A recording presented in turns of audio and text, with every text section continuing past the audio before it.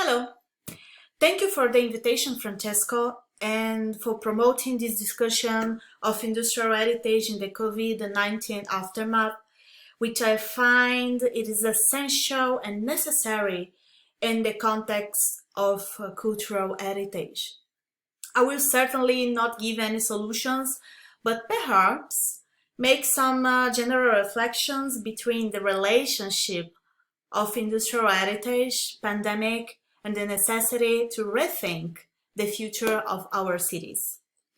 My name is Karla Almeida. I'm a Brazilian architect and urbanist, industry historian, graduated from the international program Erasmus Mundus TPTI, Techniques, Heritage, Industrial Landscapes. I'm also a former intern of the United Nations National Committee of the International Council of Monuments and Sites, US ICOMOS, and I'm currently a doctoral assistant at Laboratory of Urbanism at the Swiss Federal Institute of Technology, Lausanne, EPFL, in Switzerland. So, thinking in our actual condition, we are constantly being reminded that we need space between things, space between people, and even space between our family to avoid the rise of the pandemic. In the landscape of transition we are going through around the world, we see that many things have changed and our relationship with space have changed. If we look at it from an urban perspective, our cities need healthier spaces seeking for this habitability. And above all, sharing our cultural heritage and making it accessible in all senses in the time of crisis. Scientists are running to provide a vaccine that could be developed in 18 months. Another research affirms that new waves of pandemics could occur in the next years. So, in the near future, how can we prepare our cities and guarantee the social distancing? And how are the industrial areas and places of interest for industrial heritage being involved in this discussion? To try to answer these questions, we must sustain a resilient culture and keep the legacy of the industrial heritage sites. I state that the industrial heritage areas shall be an opportunity to promote healthy cities. More than the pandemic, one factor that contributes decisively and that we must be concerned about is climate change. The way we produce today, the design of our industrial areas affects the entire ecosystem. The way we currently manufacture and do the economy shall have a deeper compromise with the environment and society. For those who are deactivated, they could be a space to explore and project the future. For those who are still operating, an opportunity to rethink how industry could be more sustainable. And they could be a briefing space of our current space's exigencies. It seems contradictory that say that industrial zones can serve as oxygen for the city. They are almost always linked to the idea of a polluted and uninhabitable place. I believe that most of the industrial heritage sites give us the opportunity of these new spaces, very necessary to live with the right distances imposed by the post-pandemic scenario and this actual pandemic scenario that we are living.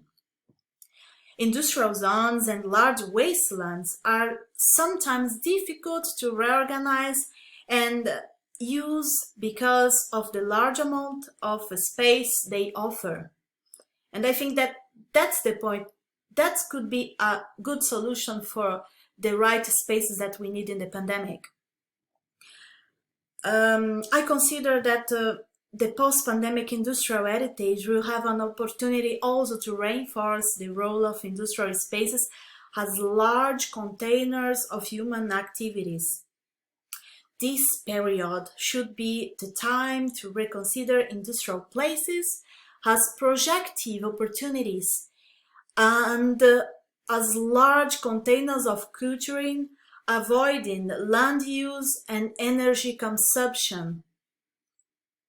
To this end, we, the promoters of industrial heritage, need to combine industrial culture in two different spatial levels in a post-pandemic context. First of all, the landscape level, to take advantage of the industrial landscape as a cultural landscape.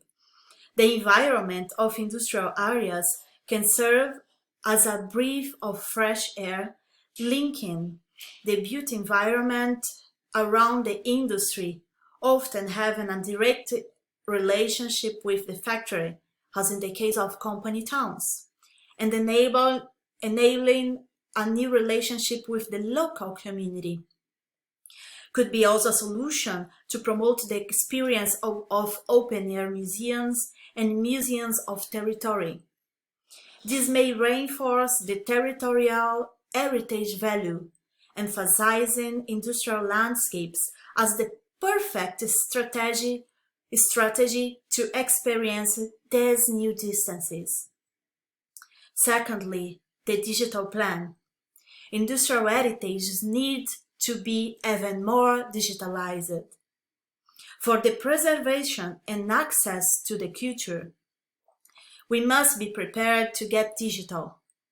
The promotion of intelligibility of industrial heritage is now passing through another era, one that consists not only in affirming its importance for the modern and contemporary history, but also in perpetuating it through innovative means of communication and conservation, such as photogrammetric maps, virtual visits to museums, and other digital solutions to achieve greater dissemination of the digital. To do that, cultural policies and emergence plans should be adopted to alleviate the economic crisis that just started more deeply and will have a direct impact on culture. But not every country is fortunate enough to have a government that stimulates culture in times of crisis, like my home country, Brazil. In Switzerland, the government had a program to support culture by September 2020, injecting 2,084 million of francs. This kind of public policies and the emergency allows that technical, science and industrial heritage museums could reopen. Several museums and historic sites make online collections or virtual tours available to the public to discover the collections from our sofa in Switzerland. Here, we have been able to resume their activities since the beginning of May. Many museums are still trying to adapt to the new security measures that they are having a fair audience, that I believe that will increase this audience in the next coming months. Distances and capacities must be reviewed to guarantee a healthy space for everybody. Those that have larger galleries, many of these old industrial heritage areas are in the forefront. For example, Switzerland has the UNESCO World Heritage Sites of Le Loc and Chaux-de-Fonds that were planned in the early 19th century and owed their existence to this single industry of the urbanisme orgelé. The site presents outstanding examples of Swiss company towns, which are well preserved and still active. In the city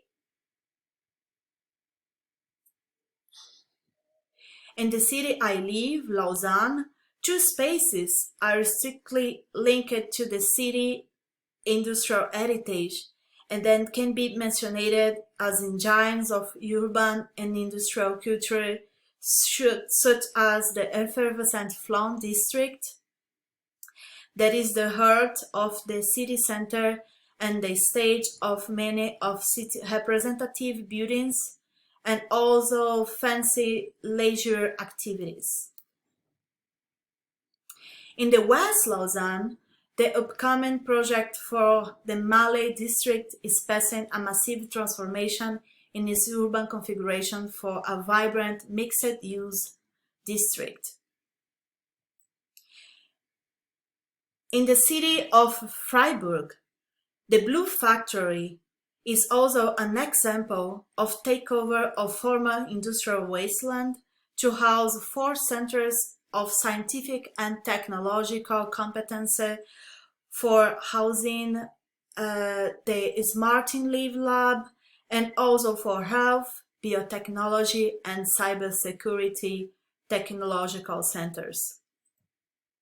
To conclude, we need integrated public policies and incentives that value these areas of industrial heritage, such as the Sustainable Development Goals, as example, applied to industrial heritage, and also other global politics and programs to act globally and impact locally. Stay safe, and thanks for watching.